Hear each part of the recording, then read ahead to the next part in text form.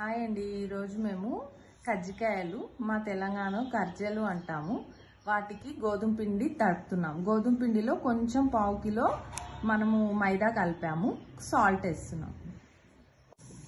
గోధుమ పిండి ఫస్ట్ ఇలా గట్టిగా తడుపుకోవాలి. మనం కొంచెం నానితే చాలా డౌ అనేది సాఫ్ట్ అవుతుంది. కొంచెం గట్టిగా ఉంటేనే మనకి బాగా సన్నగా తాల్చితే క్రంచీగా వస్తాయి గర్జెలు. మనకి ఈ పిండి తడిపేసి కొంచెం సేపు నానబెట్టాలి.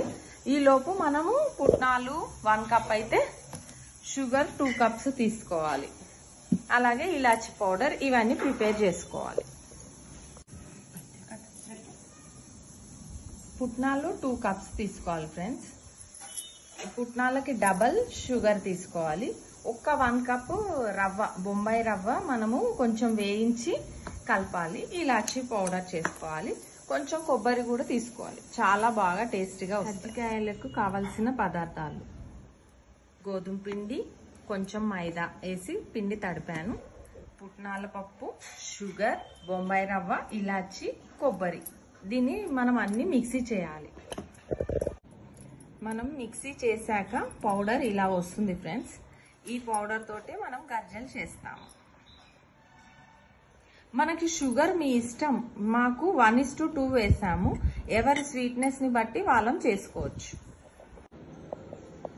చూడండి ఫ్రెండ్స్, మనము పుట్నాలు, షుగరు, రవ్వ అన్ని చేసాం కదా. కొబ్బరి ఇలా చేసేసి మంచిగా ఇందులో మిక్స్ చేసేయాలి. గర్జలు చేసేటప్పుడు చూపిస్తాను ఫ్రెండ్స్.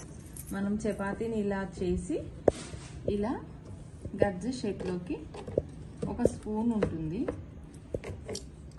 దాంతో ఇలా చేసుకోవాలి.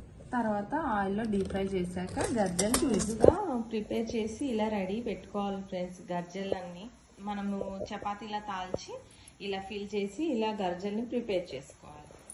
ఆ తర్వాత మనం ఈజీగా అయిపోతాయి ఆయిల్లో డీప్ ఫ్రై చేయడం. చూపిస్తాను.